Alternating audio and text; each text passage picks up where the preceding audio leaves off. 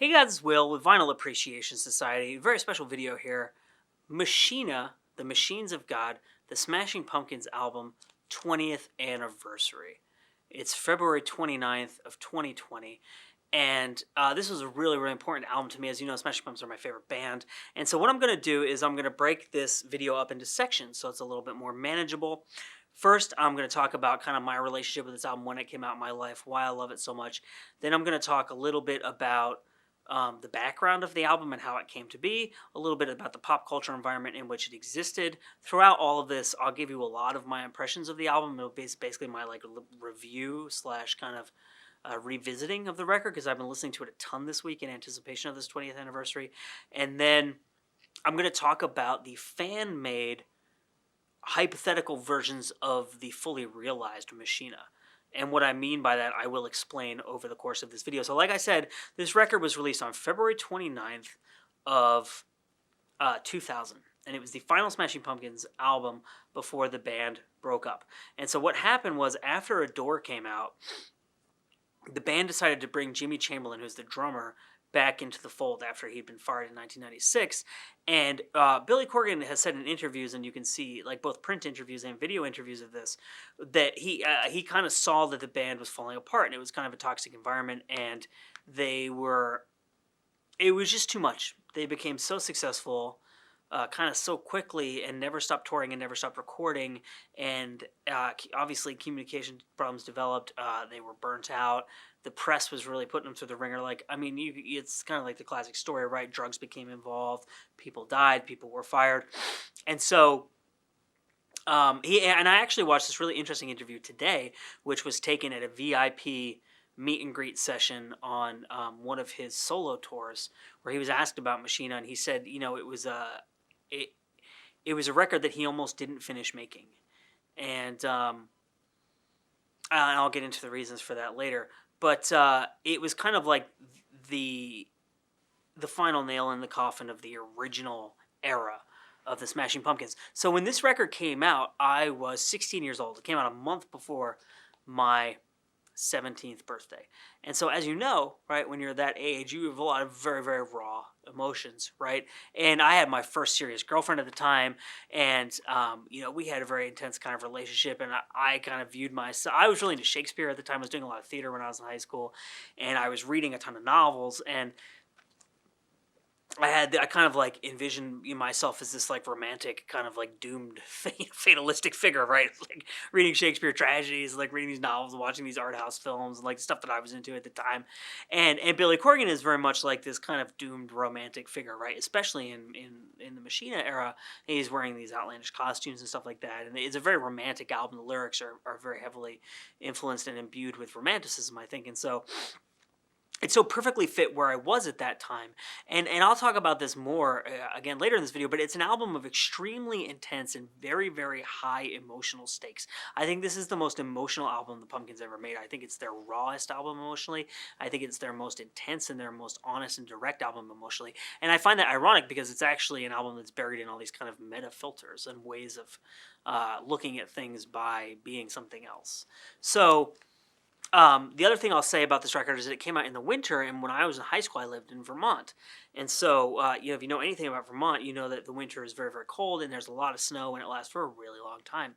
So, I worked at the public library when I was in high school. So what I would do basically is I would put on my huge coat and my big hat and my gloves and my boots, and I would go to school, and I would take all that off, including my boots. I would have my sneakers in my backpack, and I would just wear like regular clothes, and then I would put all my gear back on, and I would walk to the library, take it all off again, work, put it all back on, go home, right?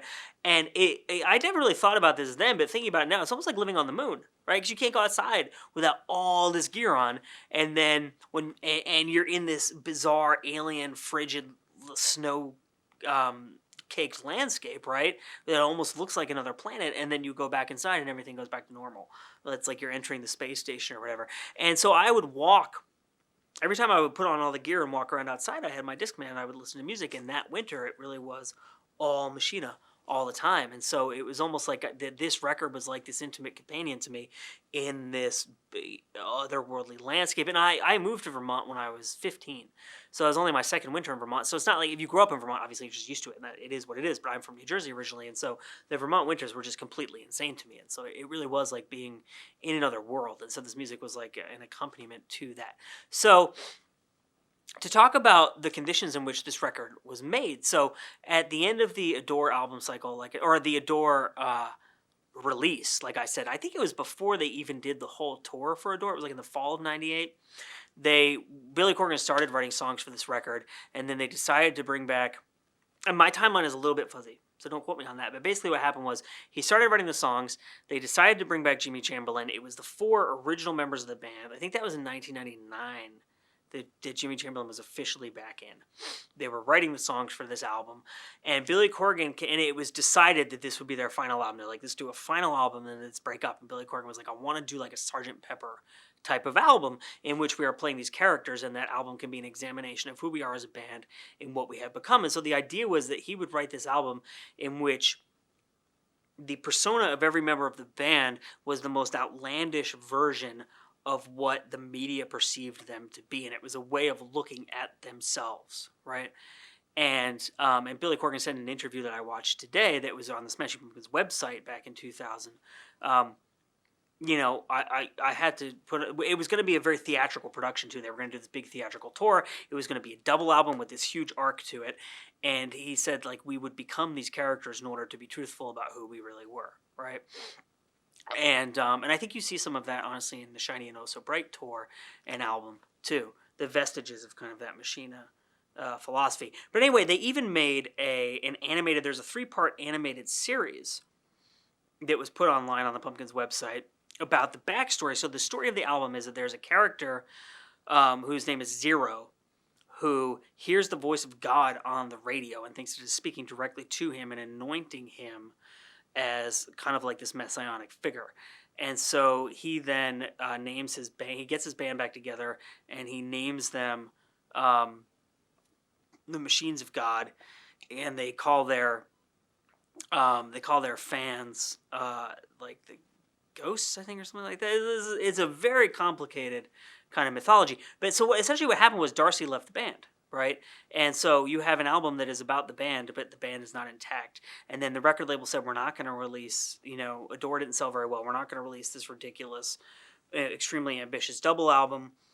And so the project was basically just like again and again compromised. And Billy Corgan talks a lot in interviews about how it really got down to like, are we even going to finish it and release it? And sometimes he thinks they maybe even shouldn't have. And that's not because he doesn't believe in the songs, but because of the environment in which they existed. And he has said that he believes that these songs are, track for track, comparing them to the other Pumpkins records of that era, just as good.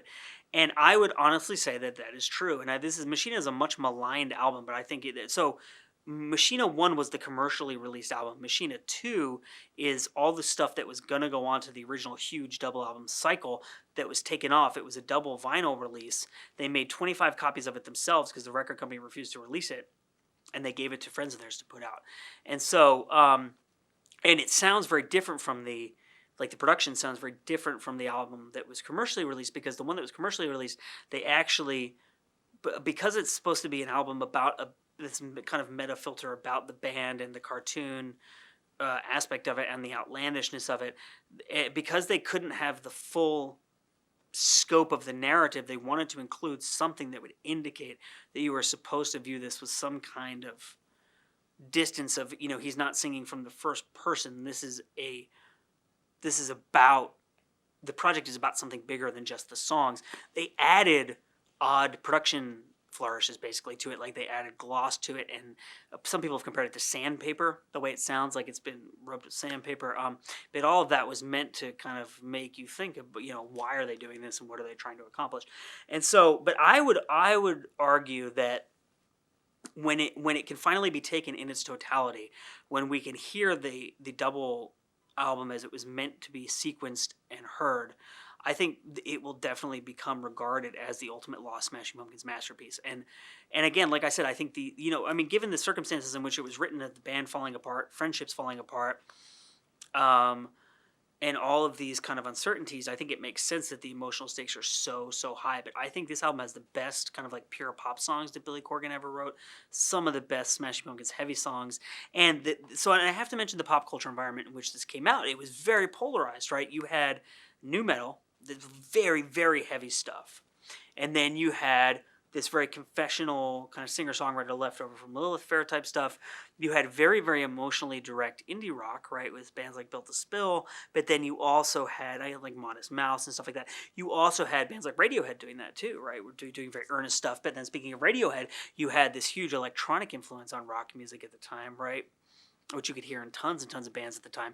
Then you had the whole full-on electronica thing, the goth thing, the industrial metal thing, right? The whole Matrix, like wearing leather androgyny thing, and how that kind of juxtaposed with what otherwise was an enormous polarity in gender roles, basically, and this like extreme push back to normalize gender roles after kind of people fought against that, I think, in like the early to mid 90s. And so you had like this extreme masculine nu metal thing, and then you had Britney Spears, Christina Aguilera, and that whole thing of like the extreme feminine, hypersexualized stuff. And then you had extreme saccharine pop music, right, with the boy bands and with pop punk and stuff like that. And the Smashing Pumpkins were basically right in the middle of everything. Like they were writing extremely romantic, beautiful, melodic pop songs. They were also writing some of the heaviest stuff they had ever written. It was a very gothy album. Billy Corgan was wearing like eyeliner and these big black dresses. It was very kind of like had some kind of Matrix aesthetic to it. There were heavy electronic influences like drum machines and stuff like that. And I think that the songs on Machina realized something that no other Smashing Pumpkins album was able to manifest, which is that all the disparate kind of influences that were happening on that album are put into one coherent sound that carries across the whole album. Whereas on Melancholy, you have here's the metal song, here's the folk song, whatever. I think they all kind of come together into this massive, singular, and extreme, I can't stress this enough, extremely emotional whole. That's a very powerful and profound thing. And the way that the artwork was done and the lyrics were written in the album notes and stuff, it was almost like discovering this like ancient book of, arcane occult wisdom years after some apocalypse had happened, and going back and rediscovering the apocalypse. So that brings me to the alternate versions. A number of fans have gone through all these interviews with Billy Corgan. All this stuff was written on the Smashing Pumpkins website at the time. The episodes of the animated show, other stuff that they have found written down in other places, and they have tried to put together, using bootlegs, Machina 2, and the original Machina, what they think that original album, as envisioned by Billy Corgan as a theatrical piece, would have sounded like. And these are on YouTube, and they're on different websites and forums and stuff like that. My absolute favorite one is called 999. It is 3 acts, basically. It's broken into 3 sections. Each one has 9 songs. I will put a link to it on YouTube. And the way that it's sequenced really brings out the emotional qualities of the songs and the excellence of the songwriting and all of the different, like the heaviness of it, the beauty of it, the electronic elements. Like it perfectly puts together everything that's on that album and brings qualities out of songs I had never heard before. And like 15 years later, whatever, when I first discovered this whole world of these fan versions of this album, was able to discover anew. And it's really phenomenal. There's also, there are other versions that you can go and look for. The 999 one is the one I'm recommending to you right here to check out. It is my favorite. There's someone actually went out and put together. So if you don't know, the Smashing Pumpkins have been reissuing all of their old albums, and Machina got caught up in this whole legal battle with the label about how it was going to be reissued, whether they were allowed to reissue it. It's been a whole mess, and supposedly it's coming out in 2020 or 2021. There's like a lot of rumor stuff going around on the internet. Nothing I don't think has been officially announced. There was talk about it in 2018. I think there was a demo that was released being like, oh, we're finally getting into the Machina archives or whatever. But someone put together what they envisioned would be like the 5-disc re-release patterned off of the Melancholy re-release. So the first 2 discs are the album as they imagine it being resequenced, and then there's 2 discs of like demos, B-sides, alternate takes, and then there's a live disc. And I'll put a link in the description to that too, because that's really awesome and super cool. And it really does feel like the Melancholy. Like they did a really great job putting together all of these pieces. So, I mean, this has been a really long video, and I apologize for that. But I mean, this album really meant a lot to me when I was younger, and going back and revisiting it, it's such a phenomenal record, and it's been really fun reading all this stuff about it, watching all these interviews, catching up on it. Machina, the Machines of God. It is 20 years old on February 29th of 2020. This is Vinyl Appreciation Society. My name is Will. Thank you so much for watching, and we will see you next time.